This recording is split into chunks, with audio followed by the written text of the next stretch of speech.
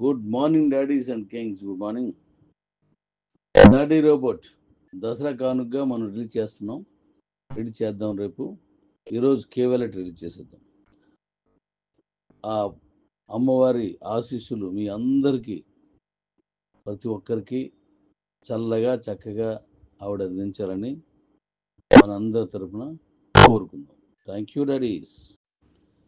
నిన్న మొత్తం మనం మాట్లాడుకుని కావలేదు జూమ్లో. దైవం ఏది తలంచినా మన మంచి కొరకే అనేటి నమ్మే వాళ్ళలో నేను ఒకటి. దేన్నైనా పాజిటివ్గానే తీసుకుంటాను. అదేవిధంగా మనం నిన్న 15 నిమిషాల్లో అంటే పావు గంటలో మనం చెప్పాల్సినటువంటి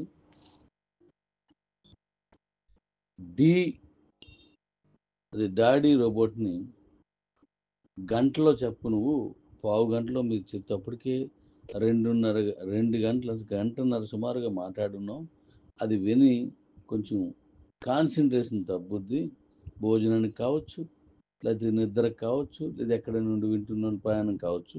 నువ్వు రేపు చెప్పు డాడీ అని చెప్పేసి ఆ దైవమేమోనండి నిన్న నాకు అంటే అవతల మన హిందీ డాడీకి ఫోన్ పని చేయకపోవడం, లేకపోతే మిగతా వాళ్ళకి సిగ్నల్ అందకపోవడం, లేకపోతే ఆ కనెక్షన్ ఇవ్వకపోవడం, ఇవన్నీ కూడా దైవం చేసినటువంటి గొప్ప చర్యలుగానే భావిస్తున్నాను. ఎస్ డాడీ, ఈరోజు మనం క్లియర్గా మాట్లాడుకుందాం, ఎందుకంటే అత్యంత ముఖ్యమైనది అది. మరి నిన్న మాట్లాడిని ఇంకా ముఖ్యమైనది కాబట్టి ఏం జరిగినా మన మంచి కోసం. Be positive. Love you daddies. ఇప్పుడు దాని దిశగా మనం వెళ్దాం. మనం పని చేసేటప్పుడు ఒక మంచి లక్ష్యాన్ని ఎంచుకొని దాన్ని సాధించాలన్నప్పుడు కొన్ని లక్షణాలు గెలిచే వాళ్ళందరిలో ఉండాలి. అందుకోసం నేను ఒక చిన్న వివరణ నా కుటుంబ సభ్యులందరికీ నాకు తెలిసిన విధంగా ఇవ్వదలుచుకున్నాను. నేను కూడా అంటే మనం చేసేటప్పుడు దాన్ని కరెక్ట్గా పాటించినట్లయితే విజయం సాధించగలం. ఇప్పుడు రేపు మనకు వస్తున్నది డాడీ రోబోట్ అనేది ఒక అద్భుతం, చిట్టి రోబో అనేది ఇంకో మహా అద్భుతం నా దృష్టిలో. ఎందుకంటే మీరు ఇంకా దాన్ని టేస్ట్ చేయలేదు కాబట్టి మీకు తెలియదు. డిజైన్ చేశాను కాబట్టి నాకు తెలుసు. అయితే ఇప్పుడు నేను ఏదైతే డిజైన్లో మీకు ఈరోజు ఇస్తాను అంటే రేపు చెప్తానో అది ఫైనల్ కాదు. దాంట్లో చాలా మార్పులు ఉన్నాయి. ఆ మార్పులు కూడా మీరు గెలిచే వరకు, మీరు గెలిచే కొరకు, మీరు గెలిచేలాగా అవి నిరంతరం దాన్ని ఒక్కొక్కటి మీకు అప్లై చేస్తుంటాను. అవి మీకు చెప్తూ ఉంటాను. ఎందుకంటే వాళ్ళన్నీ ఒకేసారి చెప్పరు. 1 నుంచి 10 వరకు ఒకేసారి వెళ్ళరు. అమ్మ నాన్న ఒకేసారి జీవితం మొత్తాన్ని మనం చెప్పరు. 1 by 1 మనం నేర్చుకున్నారనే కాన్ఫిడెన్స్ వచ్చిన తర్వాత మళ్ళీ చెప్తూ ఉండాలి. ఎందుకంటే యు ఆర్ మై చిల్డ్రన్స్, నా పిల్లలు మీరంతా. కాబట్టి మిమ్మల్ని గెలిపించడమే నా లక్ష్యం. ఆ దేవుడు నాకు చెప్పినటువంటి ఆదేశం మిమ్మల్ని గెలిపించడం, తద్వారా ప్రపంచంలో మన కాయిన్ నెంబర్ 1గా తీసుకెళ్ళాం. Thank you daddy's. వాటి వివరాలు ఇస్తాను, ఒకసారి జాగ్రత్తగా ఈరోజు ఇది వినండి. నేను కే వ్యాలెట్ది ఆఫ్టర్ లంచ్ ఇస్తాను, కంగారేమి వద్దు. నేను ఇప్పుడు చెప్పబోయేవన్నీ చాలా జాగ్రత్తగా వినండి. సాయంత్రం 7 గంటలకు మనం జూమ్లో కలుద్దాం. సింహం కొన్ని లక్షణం మనలో ఉండాలి. సింహం ఆలోచించే విధంగా మనం ఆలోచించాలి. ఈ నెట్వర్క్ లీడర్లు, ఎంఎల్ఎం కాన్సెప్ట్ చేసేవాళ్ళు కానీ, ఒక బిజినెస్ చేసేవాళ్ళు కానీ, జీవితంలో ఎదగాలనే వాళ్ళు కానీ సింహంలా ఉండాలి. ఎందుకు సింహంలా ఉండాలి అంటున్నానంటే, అడవిలో అనేక రకాల జంతువులు ఉంటాయి, మృగాలు ఉంటాయి. వాటన్నింటిలో రారాజు సింహం. దీనికంటే పెద్ద భారీ సాల్తీ ఉన్న వాళ్ళు ఉంటారు, చిన్న చిన్న చీమ వరకు చిన్న సాల్తీలు ఉంటాయి. కానీ ఈ మొత్తంలో రారాజుని ఎందుకంటారంటే, ఇది కేవలం ఒంటరిగానే ఉంటుంది జీవితాంతం. సింహాలు ఎప్పుడు గుంపులుగా ఉండవు. సింహాలకి పార్ట్నర్స్ ఉండరు. అది డైరెక్ట్గా వేటాడుతుంది, అది కావలసినంత తినేస్తుంది, రోజు 20 గంటలు పడుకుంటుంది. నమ్మకంగా నన్ను ఎవడు ఏం చేయడు, ఎవడు ఏం చేయలేడని ధైర్యంతో పడుకుంటుంది. అంటే దాని నిర్ణయం అంత భయంకరంగా ఉంటుంది. ఒంటరిగానే బతుకుతుంది, ఒంటరిగానే వేటాడుతుంది, కావాల్సిందని కరెక్ట్గా పట్టుకొచ్చేస్తుంది. అందుకే అది ఒక నిర్ణయం తీసుకునేటప్పుడు తీక్షణంగా ఎవరు దాని పక్కన ఉన్నారు, ఎవరు వెనక ఉన్నారు, ఏది చూడదు. నేను డెసిషన్ కరెక్ట్గా తీసుకుంటాను. అలాగే ఇప్పుడు మనం వెళ్తున్నటువంటి ఈ డాడీ రోబోట్ కావచ్చు, లేదంటే ప్రపంచంలో మన ఢీకొట్టడానికి వెళ్ళే విధానం కావచ్చు, అంతిమంగా ఫైనల్గా మన లక్ష్యం ఏంటి? సంపాదించడం. ఆ సంపాదించాలి, నా పిల్లలకి అందరికీ కూడా చక్కటి జీవితాన్ని నిలబడేటువంటి డెసిషన్ నువ్వు తీసుకుంటే సింహంలాగే కరెక్ట్గా ఆలోచించు. నేను చెప్పిందని నువ్వు కూడా ఆలోచించు. ఇది చేసే ముందు నిర్ణయం తీసుకొని కరెక్ట్గా నేను చేయగలను అని అనుకున్నావా, చేయి. తీసుకొని మీరు ముందుకు వెళ్ళిపోండి, అంతే. ఇంక రెండోది ఆలోచించొద్దు. అందుకే డెసిషన్ తీసుకున్నప్పుడు సింహంలాగే ఉండాలి. Okay ready? నిర్ణయం తీసేసుకున్నావు కదా నాన్న, నిర్ణయం తీసేసుకుంటే ఇంకా గమ్యం నీకు కనబడుతుంది, లక్ష్యం. సింహం భాషలో చెప్తే అది ఏ జంతువుని వేటాడాలనుకున్నదో 100 జంతువుల ముందునున్నాయి, 1000 జంతువుల ముందునున్నాయి, కానీ దానికి దేని మీద గురి పెట్టిందో దాని గురించి మాత్రం ఆలోచిస్తుంది. దేని గురించి చూడదు. పరిగెత్తినా దాని వెనకే పరిగెడుతుంది, పట్టుకునే దాన్నే పట్టుకుంటుంది. దానికి ఎదురుగా ఎన్ని జంతువులు వచ్చినా, అంతకంటే మంచిది వచ్చినా, అంతకంటే చెడుది వచ్చినా, అంతకంటే పెద్దది వచ్చినా, అంతకంటే చిన్నది వచ్చినా, ఇంకా దాన్ని అవ్వదు. టార్గెట్ దేని మీద చేసిందో ఆ టార్గెట్ వైపే ప్రయాణం చేస్తుంది. దాని తాలూకు వేగాన్ని, నడకని, దాని తాలూకు ఏకాగ్రతని, టార్గెట్ని చూసి మిగతావన్నీ చెల్లాచెదురైపోతాయి.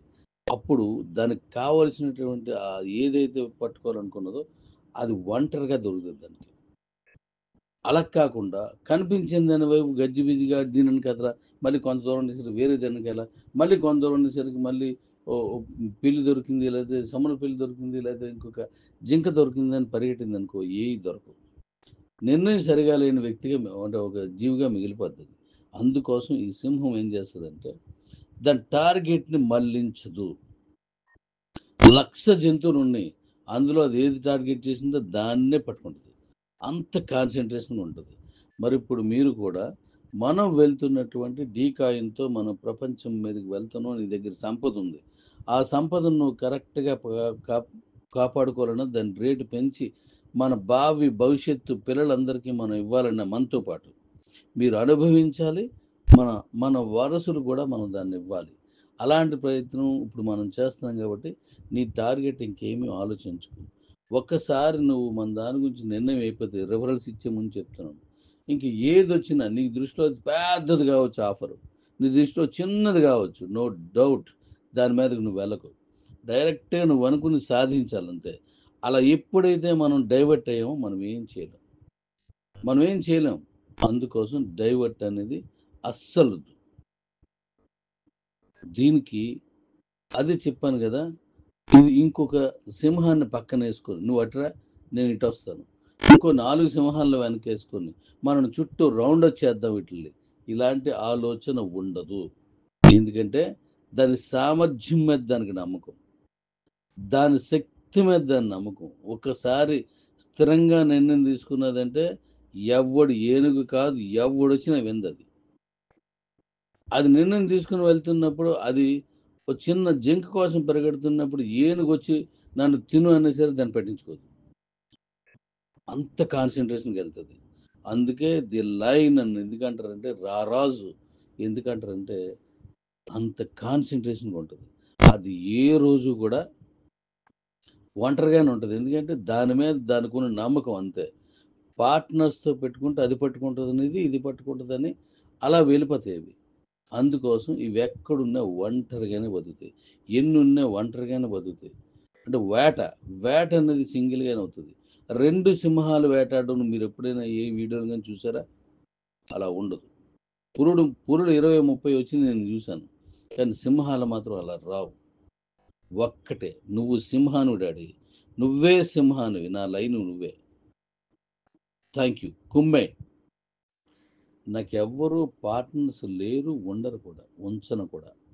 ఎందుకంటే నేను నా పిల్లల కోసం, నా కుటుంబం కోసం, అంటే మీకోసం నేను ఏదైనా ఒక నిర్ణయం తీసుకుంటే నా పార్ట్నర్ పక్కన ఉంటే అలాగొద్దు, ఇలా కావాలని అంటాడు.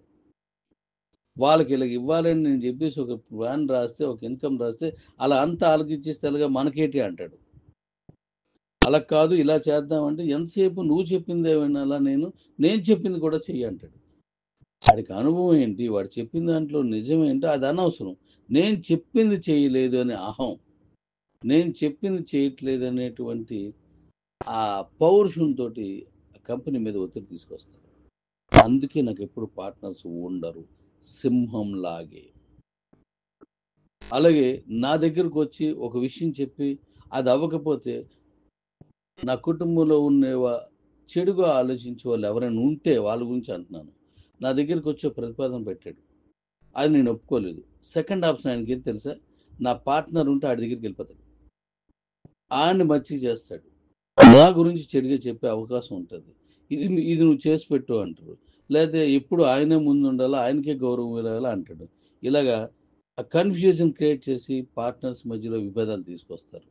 నేను ఇది స్వయంగా నేను 1998లో అనుభవించాను ఈ ఈ ప్రాబ్లంని. నేను అందుకే అన్నాను రాత్రి జిమ్లో కూడా, నేను అనుభవించాను, ఈ ప్రాబ్లమ్స్ ఫేస్ చేశాను.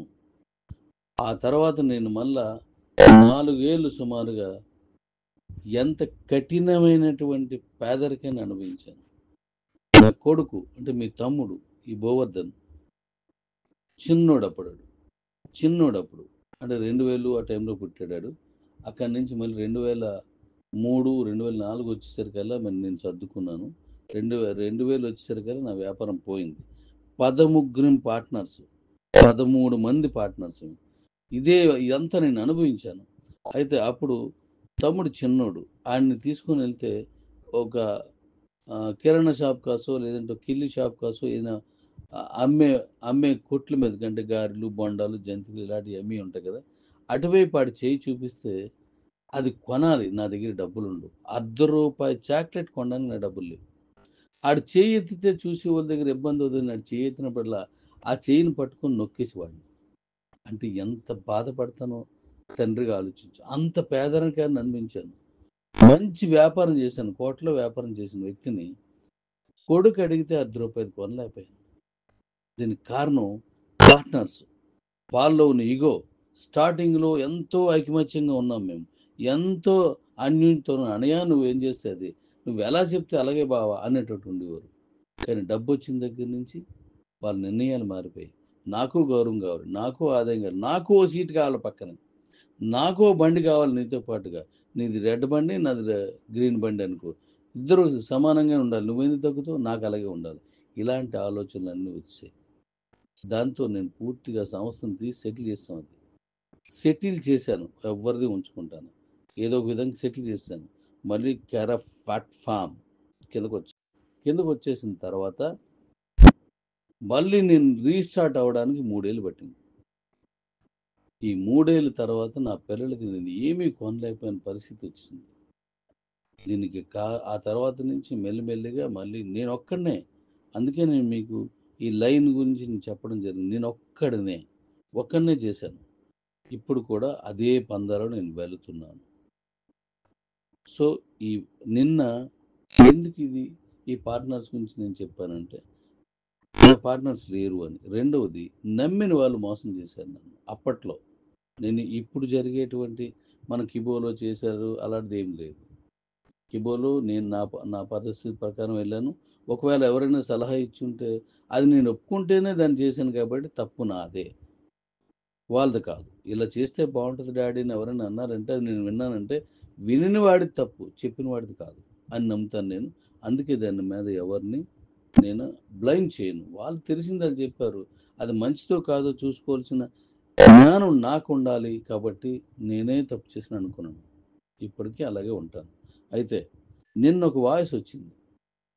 వాయిస్ అంటే కొంతమంది ఫోన్ చేసాడు, 6 ఫోన్ చేశాడు ఆయన నా పక్క నుండి. నేను వర్క్ ఏదైనా చెప్తే ఇమీడియట్గా చేస్తున్నాను ఉద్దేశంతో కొంతమంది నేను పక్కన పెట్టుకుంటాను. నేనే కాదు, ఎవరైనా పెట్టుకుంటారు. దాని పక్కన. దాన్ని ఆసరాగా చేసుకొని నా దగ్గరకు వచ్చి మీ నంబర్లు అన్నీ కలెక్ట్ చేసుకొని నేనేదో పని అప్పచెప్పాను. ఆ పనిలో ఉన్నప్పుడు మీ నెంబర్ ఇవ్వాల్సి వస్తుంది. అలా నెంబర్లు తీసుకొని దాన్ని రాంగ్ చేసి డాడీ నాకు నెంబర్ ఇచ్చాడు, మీ అందరిని ఉద్ధరించడానికి నన్ను ఒక్కడనే పుట్టించాడు, ఈ కమ్యూనిటీ అందరిని కాపాడమని నాకు ఈ ఛార్జ్ ఇచ్చాడని చెప్పి అందరికి చెప్పాడట. 27 కుటుంబాలు నాకు ఇచ్చాడు, మీ అందరినీ మిమ్మల్ని అందరినీ బాగు చేసేమని. ఏంటి, నా దగ్గర ఉన్న వాళ్ళు సీఈఓలు, సూపర్ సీఈఓలు, సూపర్ మ్యాన్స్ వాళ్ళు ఈ నుంచి బాగు చేస్తాడా అంటే బ్లైండ్ చేసి వాళ్ళ దగ్గర నుంచి ఒక నలుగురు దగ్గర అనుకుంటాను $2,100 అంటే $23 తీసుకున్నాడట. తీసుకొని మళ్ళీ నేను చెప్పిన తర్వాత వెనక్కి ఇచ్చేసారు. నేను గొడవ పెట్టిన తర్వాత. ఎందుకు ఈ విషయం చెప్తున్నా అంటే ఈ సందర్భంగా ఎవరిని నమ్మొద్దు, సింహంలా ఒక్కడవే వెళ్ళు. ఎవరు డాడీ ఎవడేం చేసినా సరే మీరు దాని వైపు వెళ్ళొద్దు. అందుకే నేను నాకు పార్ట్నర్స్ లేరు, చెప్పింది నేను వినను, నా నిర్ణయం నేను తీసుకుంటాను, ఆ నిర్ణయం ప్రకారమే నా కుటుంబాన్ని కాపాడుకుంటాను. కాబట్టి ఇప్పుడు రిఫరెన్స్ వచ్చినప్పుడు డాడీయే మీకు ఇమ్మని ఇచ్చాడు అంటే నమ్మొద్దు డాడీస్. సింహాన్ని నువ్వు ఏకాగ్రతతో నిర్ణయం తీసుకుని ఉన్నారో ధీమాగా ఉండాలి, అంతే దృఢంగా ఉండాలి, దజ్జగా ఉండాలి. ఎవడరా నీకు చెప్పేది? నువ్వే సింహాన్ని కూతురైనా కొడుకైనా ఎవరైనా మీరు సింహంలా బ్రతకండి. అడివే నీది, ఈ ప్రపంచమే అడవి, ఈ అడవి నీదే. వేటాడు, కానీ పరిగెత్త అవసరం లేదు ఎక్కువగా. నమ్మకంగా నేను చెప్పాను కదా, ఒక నీతో కళ్ళల్లో కాన్సన్ట్రేషను, నీ మొహంలో ఉన్నటువంటి గాంభీర్యం చూసి నువ్వు పరిగెత్తావంటే అలా పరుగు ఆగిపోద్ది. సింహం పరిగెత్తినప్పుడు అవతలకి వాటికి కాళ్ళు ఆడవు, అక్కడ ఆగిపోద్ది. ఎందుకంటే పరిగెత్తలేని భయం వచ్చేస్తుంది దాని వేగాన్ని అందుకొని భయం వస్తుంది. వాడు ఖచ్చితంగా నన్ను కొట్టేసిన భయం వస్తుంది సింహాన్ని. అంతే, దాని పరుగు ఆగిపోద్ది, పంజకూడదు, పట్టుకుపోద్ది. నువ్వు కూడా నీ లక్ష్యాన్ని అలాగే పెట్టుకో. ఎవరిని మోసం చేయకు, ఎవరికి తప్పుగా మాట్లాడకు. వాళ్ళందరూ మనోలే, మనతో కలిసే బతుకుతున్నారు. నీ లక్ష్యాన్ని నువ్వు సింహంలా సాధించు. ఎవరిని మోసం చేయకు. కష్టపడి సంపాదించిందే మనకు ఉంటుంది. ఎస్ డాడీస్, సాయంత్రం జిమ్లో కలుద్దాం, తప్పకుండా కుమ్మేద్దాం. ఇప్పుడు నేను మీకు రెఫరల్ కూడా ఇస్తాను, అందరికీ పంపించండి. 1 అవర్లో మనం మ్యాటర్ అంతా చెప్పేస్తాను. రేపు రెఫరల్ ఇచ్చేస్తాను. ఈరోజు మధ్యాహ్నం కేవలం రెఫరల్ ఇస్తాను. Thank you daddy's. మనం ఏదైతే నవంబర్లో మెగా ప్రాజెక్ట్ అనుకున్నామో ఆ ప్రాజెక్ట్కి మనకి ఇంకా 17 తారీఖు అంటే ఇవాళంతా 22. అంటే మన దగ్గర ఎన్ని రోజులు ఉన్నదో బ్యాలెన్స్ గుర్తుపెట్టు. ప్రతి క్షణం ఇంపార్టెంటే. ఆ మెగా ట్రైనింగ్ సెంటర్ ఏదైతే ఉన్నదో మనం నిర్వహిస్తున్నామో అది నేను మరొకసారి చెప్తున్నాను, కానీ నాకు కావలసినన్ని రూమ్స్ అక్కడ అవైలబిలిటీ లేదు. మన లాస్ట్ టైం అప్పుడు వచ్చినటువంటి సిఇఓస్, సూపర్ సిఇఓస్ చూశారు ఎన్ని రూమ్స్ ఉన్నాయి. 69 రూమ్స్ ఉంటాయి. అందులో వాళ్ళు ఆ 9 ఇవ్వరు, ఇంకా 60 ఇస్తారు. అంటే 6 నాలుగు 24. దాన్ని ఆ రోజు నలుగురు చొప్పున అడ్జస్ట్ అయ్యాం. కొన్ని రూమ్స్ని మళ్ళీ అందులో ఖాళీ చేయించి దాన్ని చేసాం. ఆ రోజు మనం సుమారుగా 300 చిల్లరు ఆ రోజు మనం అడ్జస్ట్ అయిపోయాం దాంట్లో. అయితే ఇప్పుడు మళ్ళీ అక్కడికే వెళ్ళాలంటే ఆ రూమ్స్ సరిపోవు. ఇప్పటికే 3rd లెవెల్లో చాలామంది విన్ అయి ఉన్నారు. ఇప్పటికి ఈ 4 రోజుల్లో చాలామంది విన్ అయ్యారు. నెక్స్ట్ 4th లెవెల్కి కొంతమంది అప్పుడే వచ్చారు, ఇప్పుడు కూడా వస్తున్నారు. అలాగే కొన్ని కారణాలు మీకు చెప్తున్నాను, అర్థం చేసుకోండి. డాడీ అది చెప్పాడు, అది మార్చాడు అనే ఆలోచన రానీకండి. అలాగే ఇప్పుడు మీ సీనియర్స్ ఎవరైతే ఉన్నారో వాళ్ళు డాడీ ఇలాగ 7 రోజులు పెట్టాడు ఈవెంట్, కాబట్టి 7 రోజులు మనం అక్కడ స్టే చేయాలి అని చెప్పారు కదా. అలాగని వాళ్ళని ఎప్పుడు మీరు బ్లైండ్ చేయకండి. ఎందుకంటే అనుకూలమైనటువంటి సిచ్యువేషన్ని మనకు అవసరమైనటువంటి పరిస్థితులుగా మార్చుకొని తీసుకొచ్చేది నేను చెప్పిందే వాళ్ళు చెప్తారు. కాబట్టి వాళ్ళు నేను చెప్పిందే చెప్పారు. దీంట్లో పూర్తి బాధ్యత నాదే, వాళ్ళెవరికి సంబంధం లేదు, మీరు చెప్పిన ఎవరికి. అలాగే ఇప్పుడు ఇక్కడ వచ్చిన అవాంతరాలు ఏంటంటే, ఇప్పుడు మన కర్ణాటక నుంచి రాజ్ కుమార్ ఉన్నారు. ఆ నెంబర్ మీ దగ్గర ఉంది, అడగొచ్చు. డాడీ నాకు 7 రోజులు అయితే నేను ఉండలేను, అన్ని రోజులు సెలవు ఇవ్వరు, నేను రాలేను అని. అలా చాలామంది ఇప్పుడు ఎవరో మన కేరళ నుంచి జోసెఫ్ డాడీ ఉన్నాడు. వారం రోజులు ఉండాలంటే తన ఉద్యోగం ఏది చేస్తున్నాడు, కష్టం. ఖాళీగా ఉన్నటువంటి నాలాంటి వాళ్ళు, ఇదే పని మీద ఉన్నటువంటి వాళ్ళు అయితే ఉండవచ్చు వారం రోజులు, కానీ అందరూ ఉండలేరు. అలాగే చిన్న చిన్న చిరు వ్యాపారస్తులు, వాళ్ళు గెలిచి వస్తున్నారు, వాళ్ళు వారం రోజులు అక్కడ స్టే చేయలేరు. అలాగే ఆల్రెడీ సీఈఓలు, సూపర్ సీఈఓలు ఆ వాతావరణంలో 5 రోజులు ఉన్నాం, మేము 4 రోజులు ఉన్నాం. కాబట్టి మళ్ళీ అదే అన్నప్పుడు మళ్ళీ వాళ్ళు చూసిందే చూడాలనేటువంటి ఆలోచనతో ఉంటారు. అందుకోసం ఇవన్నీ ఆలోచించాను. రెండోది, మనకు విశాఖపట్నం నుంచి అక్కడికి సుమారుగా ఒక 60 కిలోమీటర్ల దూరం ఉంటుంది. అంత దూరం మళ్ళీ వీళ్ళందరూ ప్రయాణం చేయడం, అక్కడి నుంచి మళ్ళీ వీళ్ళు రావడం, ఇదంతా కొంచెం ఇవన్నీ నాకు ఇబ్బంది అనిపించింది. అందుకోసమనే సిటీలోనే ఒకటి తీసుకున్నాను. అద్భుతమైనటువంటి ప్లాన్తో తీసుకొస్తున్నాను. అది కూడా అడివే, అది కూడా అడివే, అలా ఉంటుంది.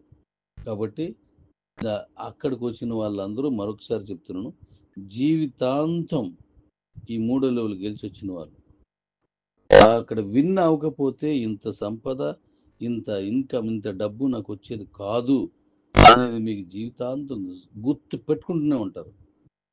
రాలేని వాళ్ళు నేను వెళ్ళలేకపోయాను అనేటువంటి బాధ పడుతూనే ఉంటారు. అంత కరెక్ట్ ప్లాన్ చేసిన. అలాగని చెప్పేసి మీరు తప్పులు చేయొద్దు, అప్పులు చేయొద్దు, నిజాయితీగా నిలబడి రండి. ఖచ్చితంగా ప్రపంచం అంచుల దాకా మన వ్యాపార సామ్రాజ్యంలో మీరే సింహాల్లాగా మిమ్మల్ని తీసుకెళ్లే పూచినారు. Love you daddies. సాయంత్రం కాల్.